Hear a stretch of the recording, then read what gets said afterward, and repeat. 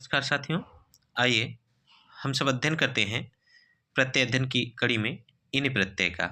ठीक, यह तद्धित प्रत्यय के अंतर्गत आता है। ठीक, देखिए इन प्रत्यय जो है इसके नियम क्या है, कहाँ पर लगता है, किसका लोप होता है, क्या शेष बचता है इत्यादि। ठीक, तो सूत्र है अत इनि ठनौ। पहला नियम क्या है, अत इट ठनौ। ये 5-2-115 यानी अष्टाध्यायी के पंचम अध्याय के दूसरे पाद का 115वां नंबर का सूत्र है।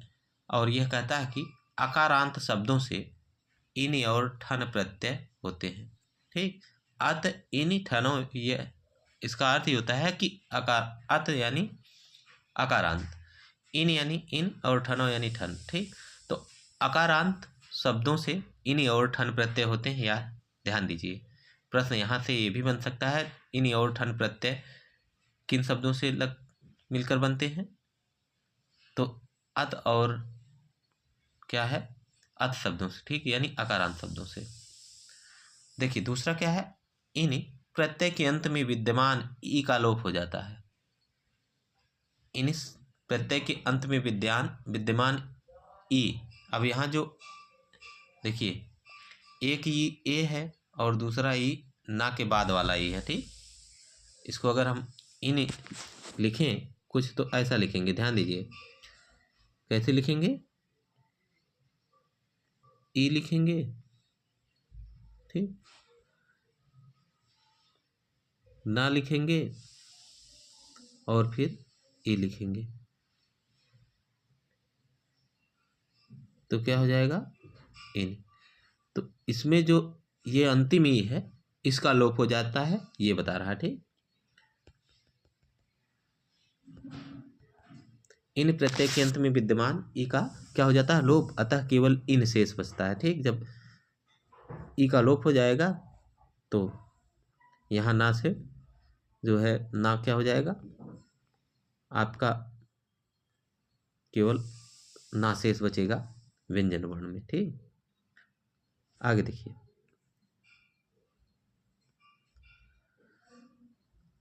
आगे जो है अगला सूत्र या नियम इसका यह है कि यह प्रत्यय वाला अर्थ में प्रयुक्त होता है। जैसे धन धन इन, धनिन धनी यानी धन वाला। देखिए यह प्रत्यय इन या ठन प्रत्यय कहाँ लगता है, जहां अर्थ ये आवे कि वाला करके, जैसे धन वाला। तो धन धन इन, धनिन शब्द बनेगा तो धनिन यानी धनी, धनी यानी क्या होता है, जो धन हो, जिसके पास धन वाला व्यक्ति हो। ठीक, इसी प्रकार कुछ अन्य इसके उदाहरण हैं महत्वपूर्ण, उनको ध्यान से देख लीजिए। ठीक, जो परीक्षाओं में पूछे जाते हैं। अब देखिए, चक्र धनीन, चक्रिन होगा धन या फिर चक्री होगा, यानी चक्र वाला। धन धन इन, धनिन या धनी भी लिखा मिलेगा। तो इसमें पूछे धनी या धनिन में प्रत्यय क्या है, तो इन प्रत्यय है। ठीक, इसका अर्थ होगा धन वाला। बल इन, बलिन या बली यानी बल वाला।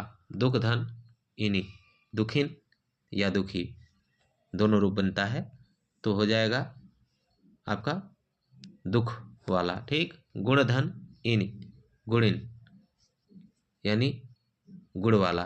ठीक, गुड़ी या गुणिन होगा। कर धन इन, करिन या करी, कर वाला। ठीक, इसी प्रकार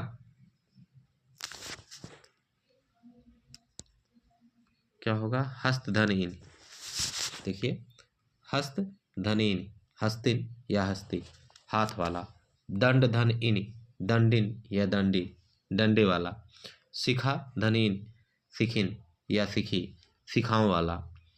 सुख धनीन, सुखिन, सुख वाला।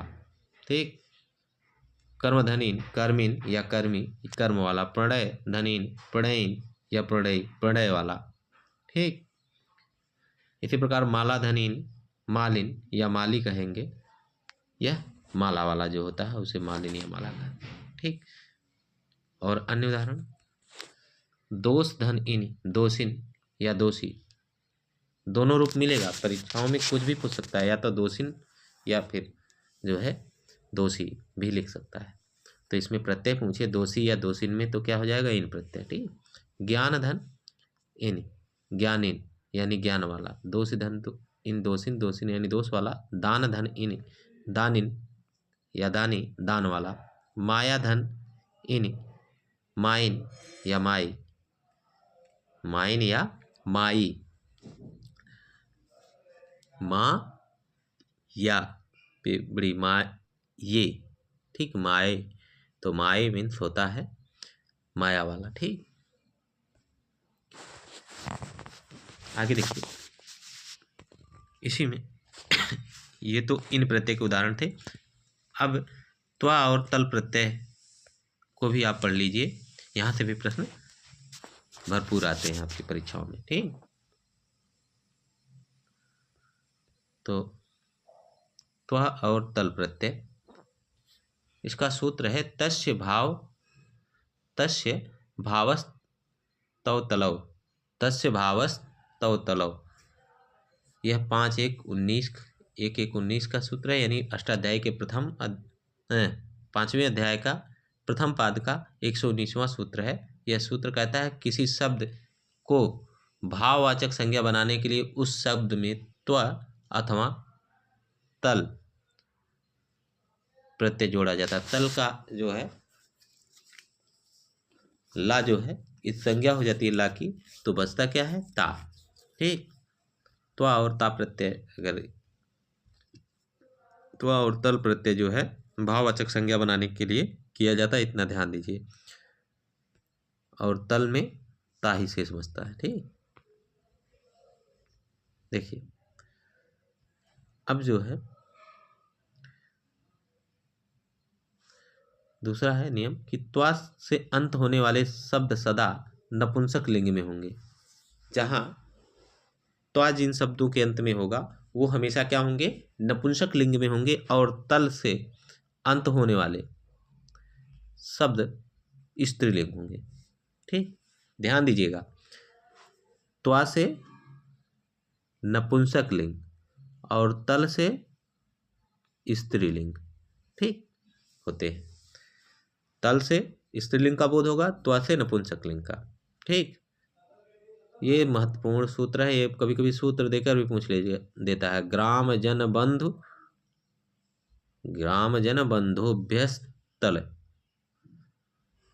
ग्राम जन बंधुभ्यस्तल 4-2-43 अष्टाध्यायी के चतुर्थ अध्याय के द्वितीय पाद का 43वां सूत्र है, ग्राम जन बंधुभ्यस्तल।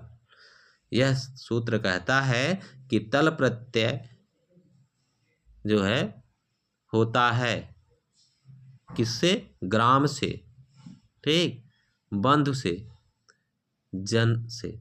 तो ग्राम से तल प्रत्यय होगा तो ग्रामता हो जाएगा, बंधु से बंधुता हो जाएगा, और जन से जनता हो जाएगा। ठीक, इसी तरीके से गजता, सहायता आदि में भी क्या है, तल प्रत्यय होता है। ठीक, त्वा और तल प्रत्यय की सूची है, कुछ महत्वपूर्ण उदाहरण इन्हें आप कह सकते हैं। ठीक, तो इसको देख लीजिए। जैसे देखिए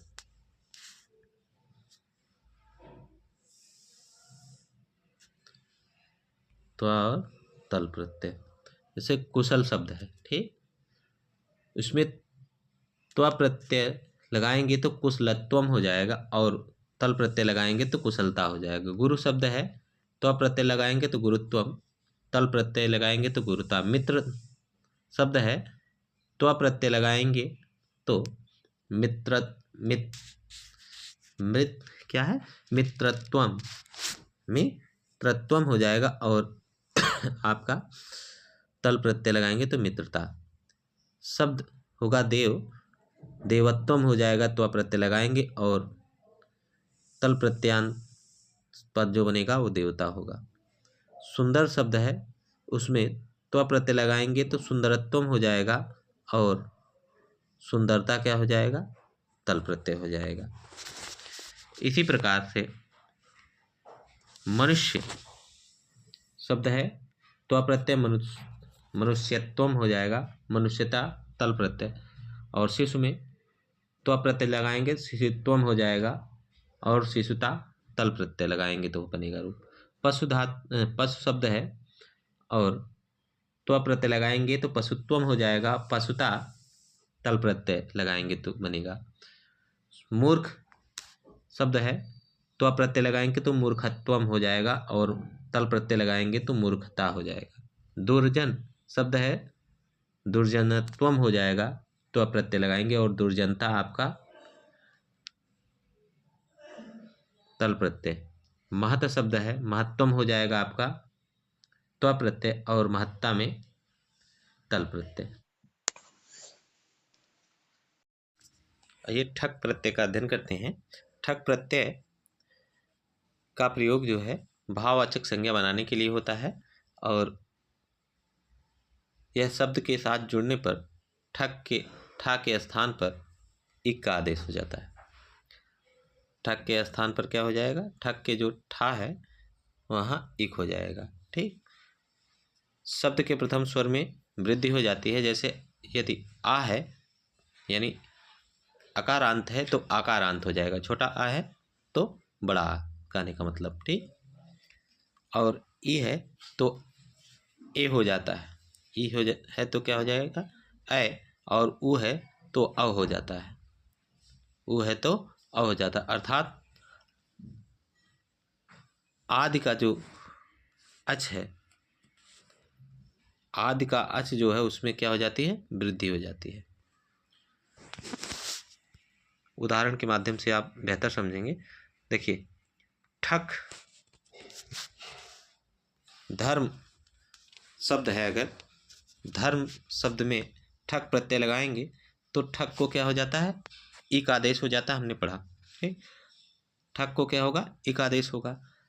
तो धर्म शब्द में ठक की जगह इक जोड़ेंगे तो धर्म धन इक बराबर हो जाएगा धार्मिक।